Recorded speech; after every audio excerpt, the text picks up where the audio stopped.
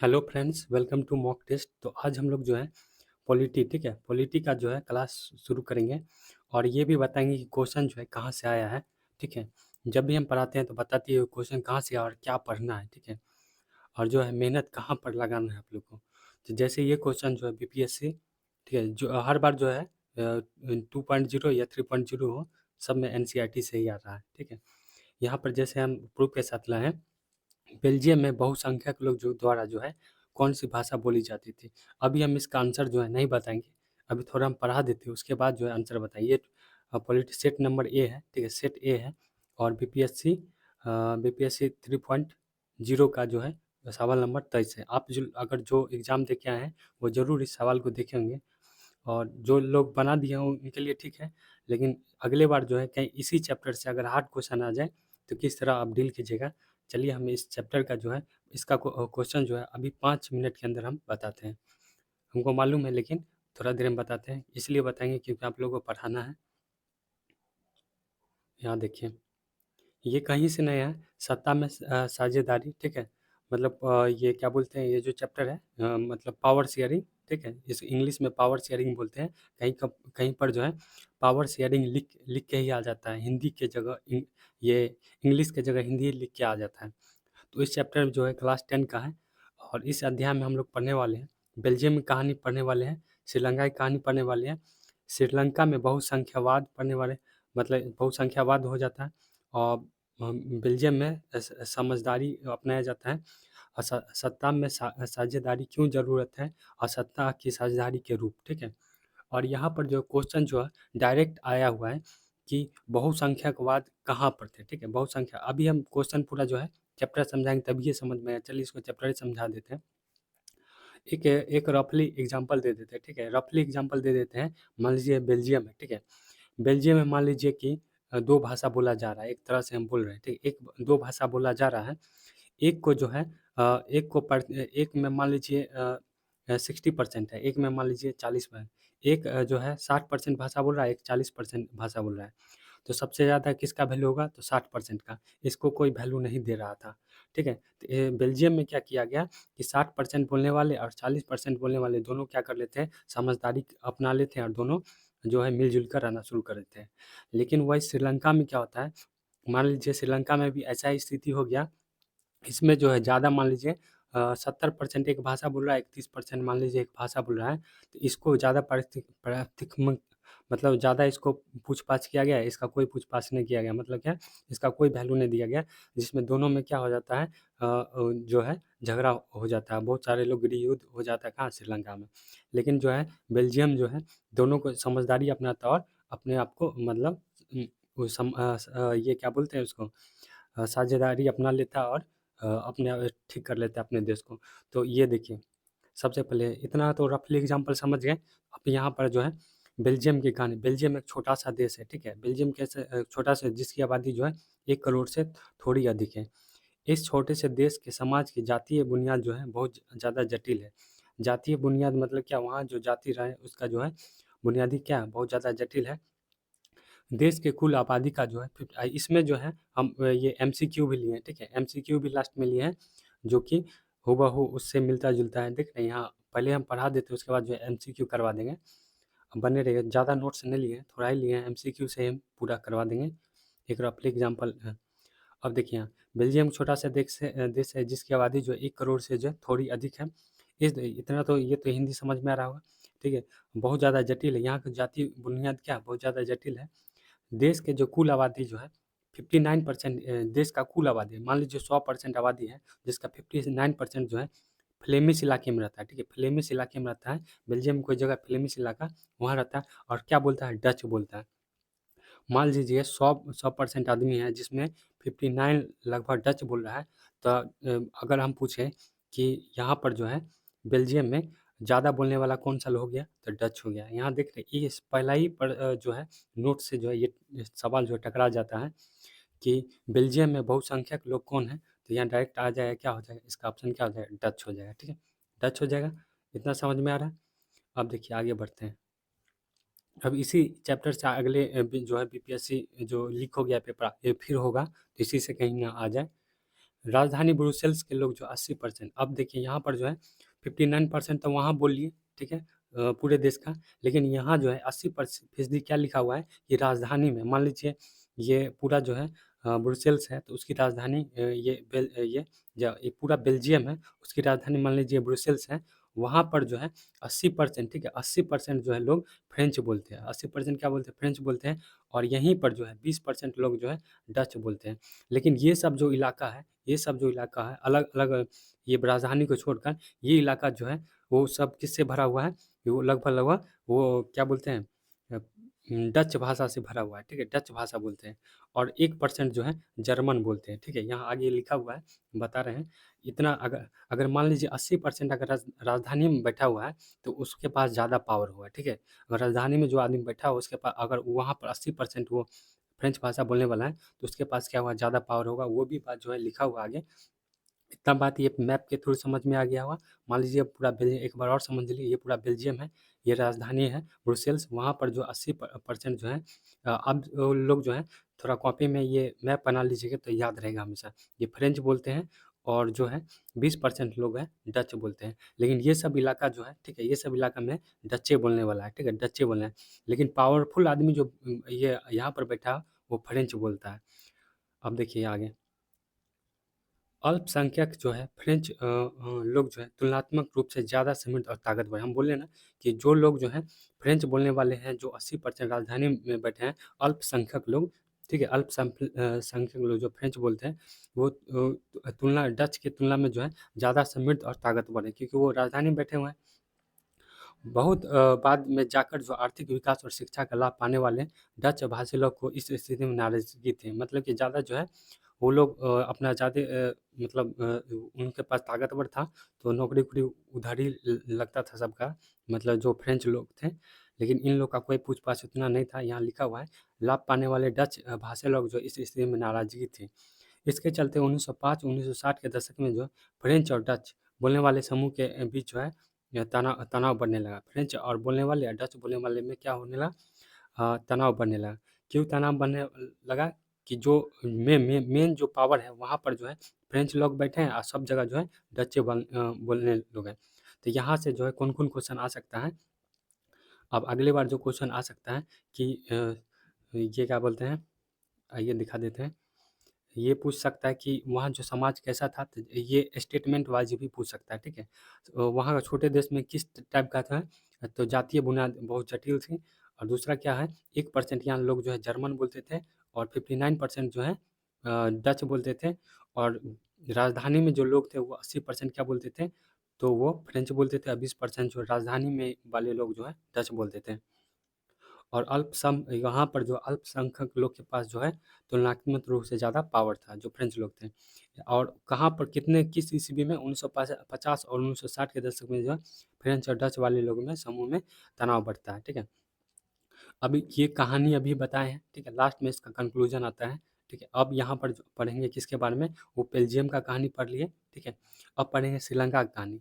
अब इससे भी क्वेश्चन आ जाए, इस बार तो नहीं आया, लेकिन अगली बार आ जाए क्वेश्चन।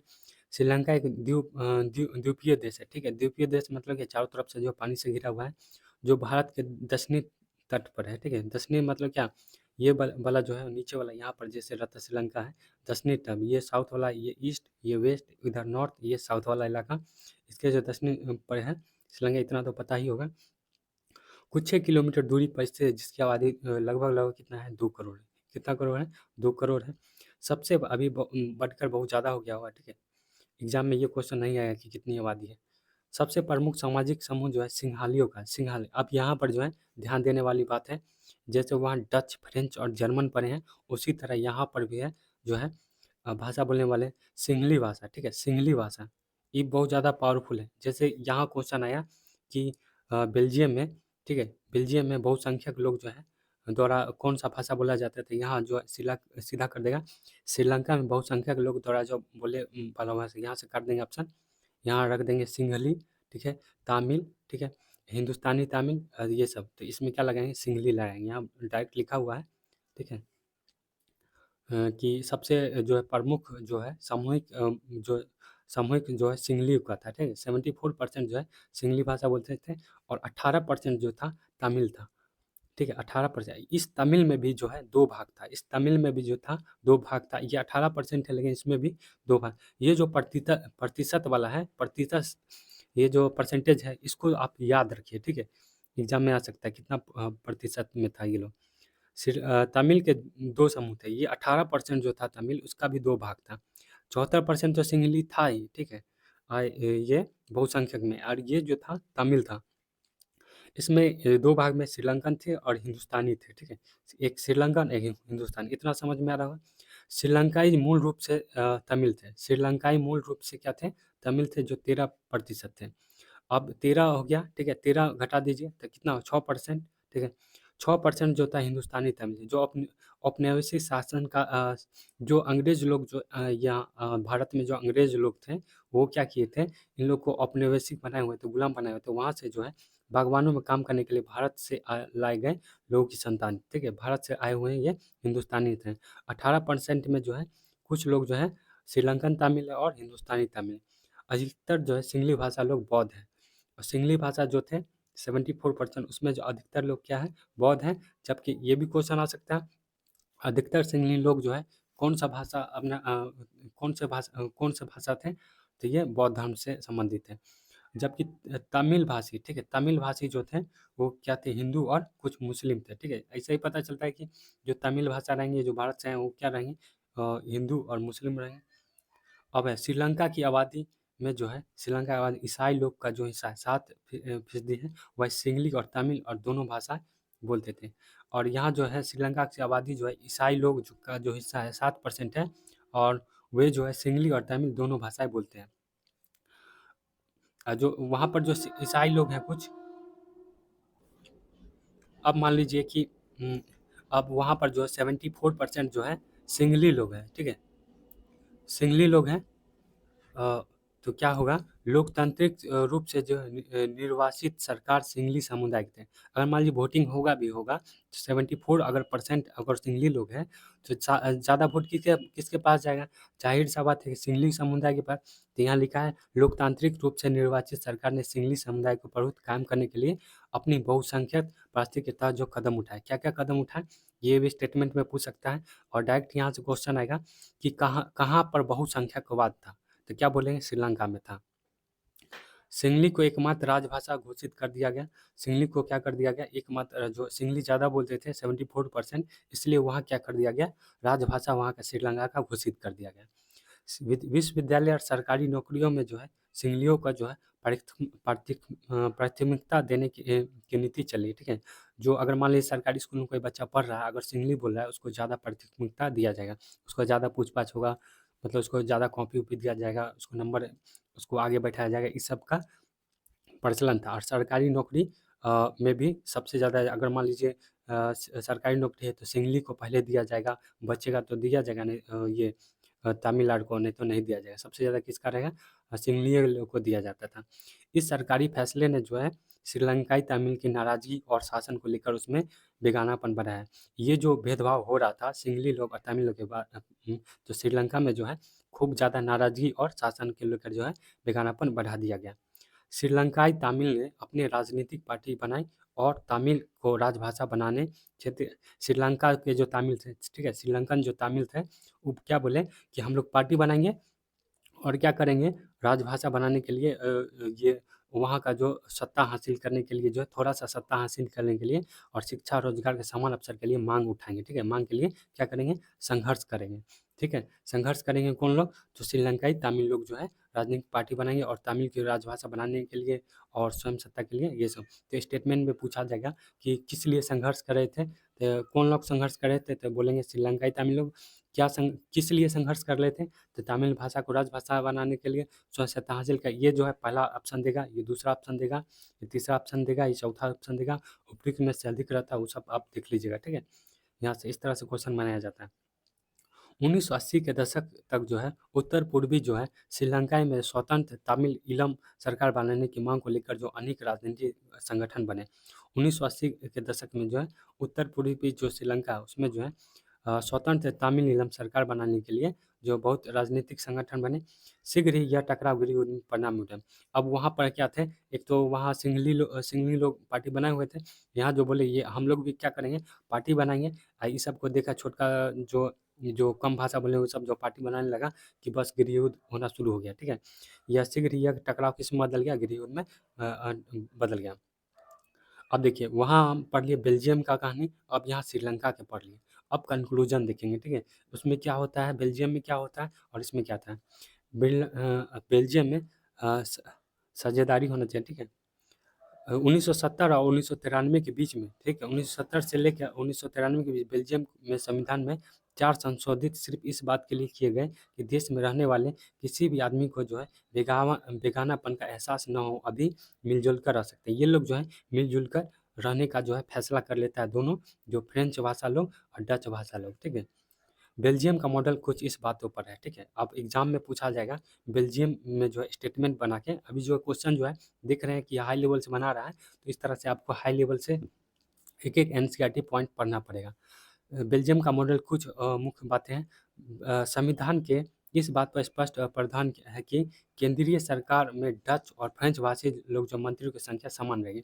अब यहाँ पर बोल दिया कि डच वाला लोग और फ्रेंच भाषा लोग का जो मंत्री रहेगा, वो जो केंद्र में जो बैठता है सेंट्रल में, वहाँ क्या रहेगा, समान रहेगा, ठीक है।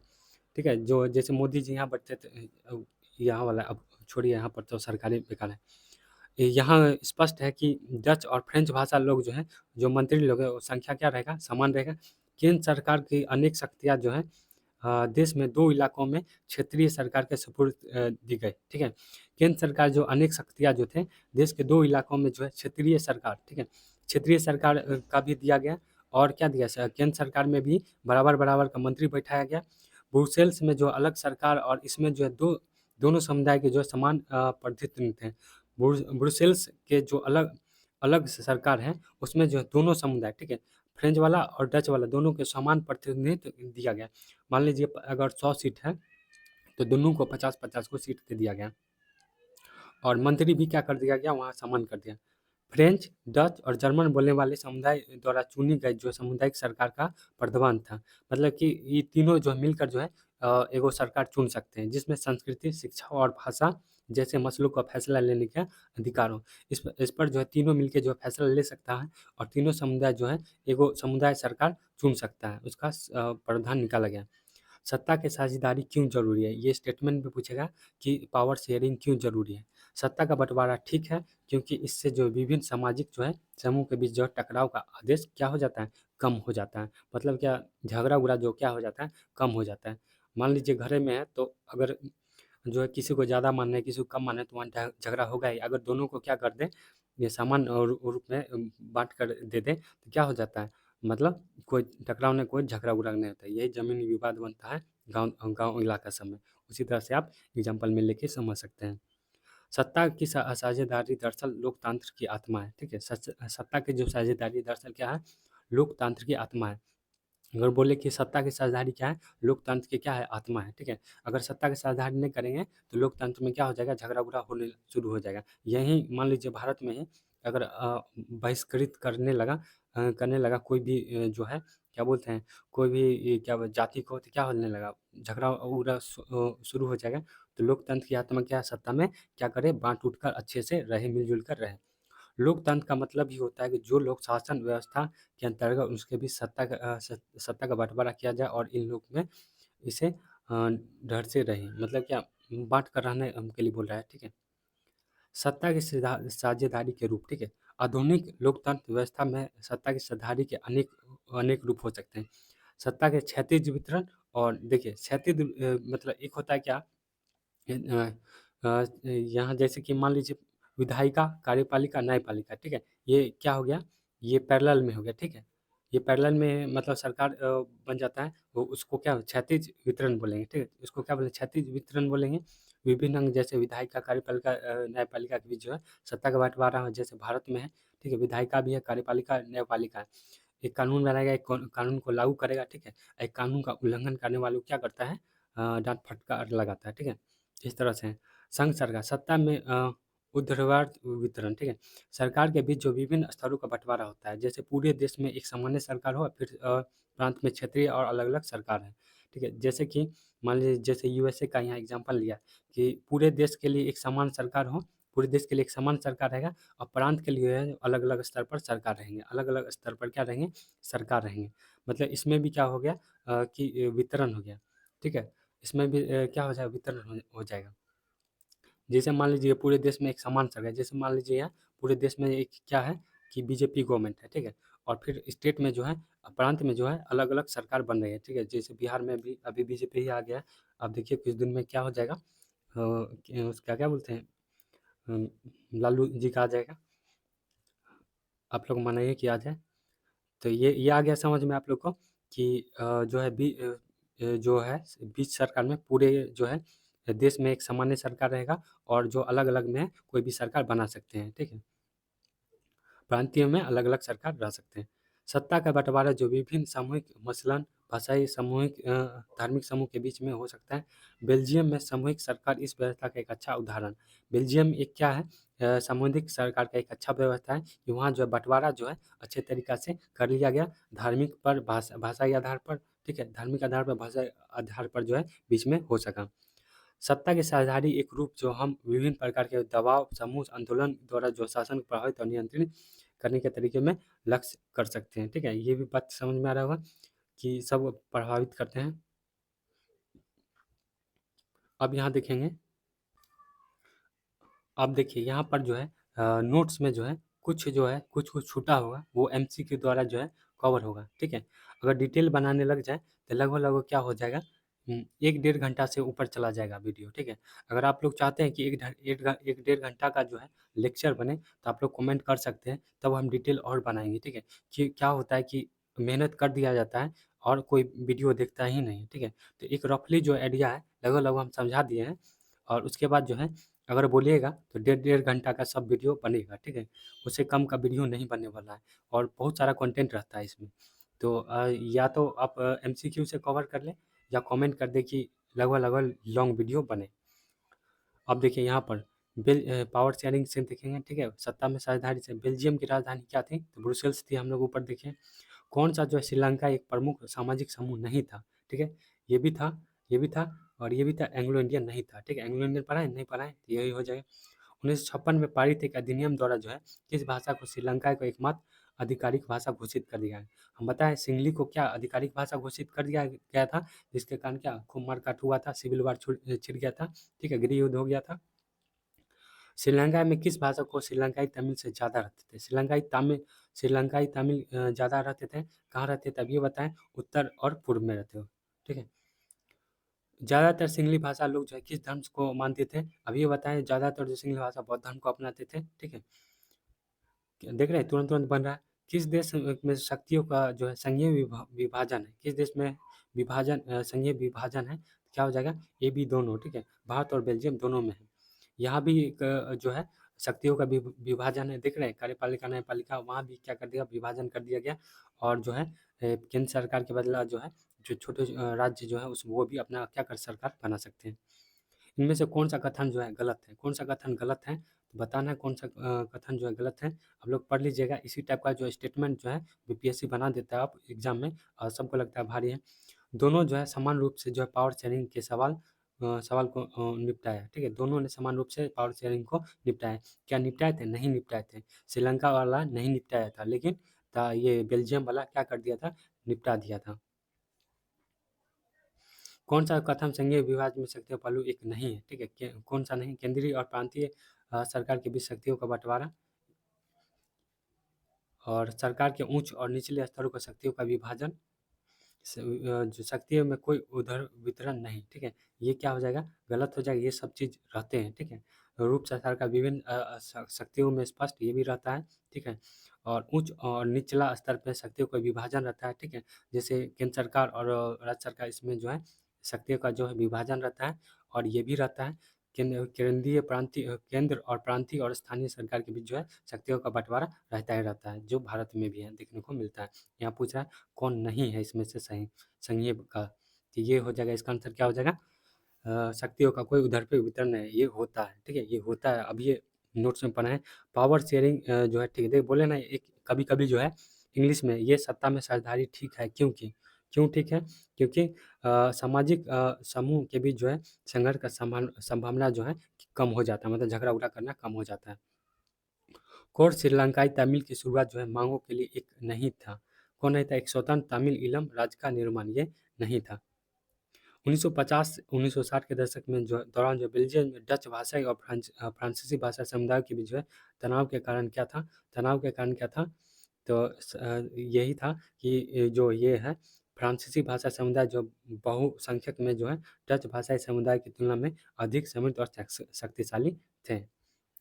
1970 या 93 के 1993 के बीच जो है बेल्जियम के संविधान में कितनी बार संशोधन किया गया? ये 4 बार किया गया था। ठीक है, ये डिटेल पढ़ते तो ये भी पता चलता हम लोग को। बेल्जियम में निम्नलिखित में कौन सी भाषा नहीं बोली जाती थी? तो ये डेनिश भाषा नहीं था, हम लोग देखे थे फ्रेंच भी था, ठीक है, डच भी था और जर्मन भी था। ठीक है, 1% जो था क्या था? जर्मन था। सबसे ज़्यादा कौन था? तो डच था। किस भाषा में श्रीलंका एक स्वतंत्र देश में उभरा? तो 1948 में जो है श्रीलंका जो है एक स्वतंत्र देश में उभरा था। ठीक है, गृह युद्ध समाप्त हो जाता है धीरे धीरे, कितना दिन तक लड़ेगा सब? कौन सा समुदाय जो ब्रुसेल्स में अधिक संख्या में था? अभी ये बताएं, ब्रुसेल्स में सबसे ज़्यादा क्वेश्चन क्या था? तो फ्रेंच स्पीकिंग वाला जो था वो ज़्यादा था। ब्रुसेल्स का बात हो रहा है, ठीक है। अब यहाँ देखेंगे बेल्जियम में सामुदायिक सरकार का चुनाव कौन करता था? केवल एक भाषा समुदाय के लोग जो है चुनाव करते थे। सामुदायिक सरकार का चुनाव कौन करता था? तब केवल एक भाषा समुदाय से संबंधित लोग। निम्नलिखित से किस देश में जो बहुसंख्यक वाद का सिद्धांत नागरिक युद्ध का कारण बना? तो बताएं, जैसे ही आ जाए ये श्रीलंका दीजिएगा, ठीक है, श्रीलंका यहाँ। आमतौर पर जो है बेल्जियम में कौन सी दो भाषाएं बोली जाती थी? तो आमतौर बेल्जियम में कौन सा दो भाषा बोला जाता था? एक डच बोला जाता था, एक फ्रेंच बोला जाता है, ठीक है। जर्मन बहुत कम था, तो 1% आमतौर पर यहाँ बोला जा रहा है। दो भाषा कौन था? तो डच कहाँ था? डच ये है और डच और फ्रेंच, ठीक है, सी हो जाएगा ऑप्शन। आई होप आप इतना आया। दूसरा स्लाइड देखते हैं। बहुसंख्यकवाद किसने अपनाया था? तो ये श्रीलंका ने अपनाया था। कौन सा देश जो है बेल्जियम के साथ अपनी सीमा साझा नहीं करती है? ठीक है, साझा नहीं करती है, तो याद रखना है स्वीडन जो है साझा नहीं, ये सब जो फ्रांस, नीदरलैंड और लग्जमबर्ग क्या करते हैं? सीमा साझा करती है। बेल्जियम में जो है फ्रांसीसी समुदाय का प्रतिशत कितना था? जो फ्रांसीसी बोलने वाले का कितना था? तो वो कितना था? 40% था, ठीक है। 40% फ्रांसीसी लोग थे, 59% जो है डच लोग थे और 1% क्या था? जर्मन था। 1% क्या था? जर्मन था। कॉपी में लिख लीजिए, 60, 40, 100, ठीक है, पूरा 100% पूरी है। बेल्जियम में कौन सी भाषा प्रमुखता से बोली जाती थी? तो कौन सा भाषा जो बेल्जियम में सबसे ज़्यादा बोला जाता था? तो ये क्या बोला जाता था? ये डच बोला जाता था। और यही क्वेश्चन जो है बीपीएससी के 3.0 में आया हुआ है, ठीक है, ये यही वाला क्वेश्चन है। यहाँ देखिए, बेल्जियम में बहुसंख्यक लोग जो है द्वारा कौन सी भाषा जो है बोली जाती थी? तो ये डच, यहाँ देखिए, ठीक है, बेल्जियम में जो है प्रमुख भाषा बोली जाती थी ये डच। विभिन्न स्तरों पर सरकार के बीच साझा की गई शक्ति को क्या कहा जाता है? क्या कहा जाता है? तो क्या उधर उधरदार वितरण, ठीक है। अलग इलम की मांग को लेकर जो है सत्ता संघर्ष किसके द्वारा किया गया था? तो ये किया गया था किसके द्वारा? तो अलग सत्ता के संघर्ष के लिए तो ये लोग तमिलियन के लोग जो थे बोले थे कि अलग हमको जो है अलग संघर्ष के लिए जो है मांग शुरू कर रहे थे। ये लोग तो बना ही लिए थे सरकार, इस लोग को छोड़ दिए थे, तो तमिलियन जो थे वो सत्ता का संघर्ष करने का शुरू किए थे। कौन जो है बेल्जियम की राजधानी है? तो ये आसान सा क्वेश्चन, ब्रुसेल्स हो जाएगा। बेल्जियम अपनी सीमा किसके साथ साझा करती है? तो किसके साथ साझा करती है? तो ये ऊपर में जितने भी हैं, तो ये क्वेश्चन याद रखें, बेल्जियम जो फ्रांस के साथ, जर्मनी, लग्जमबर्ग के साथ जो है साझा करते हैं। किस देश में जो दो विपरीत समूह के बीच जो है युद्ध जैसा संघर्ष कहलाता है? तो उसको क्या बोलते हैं? गृह युद्ध कहते हैं, ठीक है, अपने अपने में लड़ लेता है। सत्ता साझेदारी करने का निम्नलिखित पर कौन एक जांच और संतुलन कहा जाता है? किसे कहा जाता है? तो शक्तियों का क्षैतिज वितरण जो है एक किसी एक को जांच और संतुलन कहा जाता है, ठीक है। जैसे क्षैतिज वितरण होगा, ये सब विधायक का, कार्यपालिका, न्यायपालिका जो है एक दूसरे को क्या करेंगे? जांच करते रहेंगे, कौन कोई गलत तो नहीं कर रहा है, ठीक है, ये इसको जांचेगा, इसको जांचेगा, एक तरह से जाँच का बना रहता है, तो उसी को क्या बोलते हैं, क्षैतिज वितरण बोलते हैं। बेल्जियम में जो है निम्नलिखित सिद्धांत पर काम किया, किस पे किया? तो बेल्जियम में जो है किस सिद्धांत पे काम किया?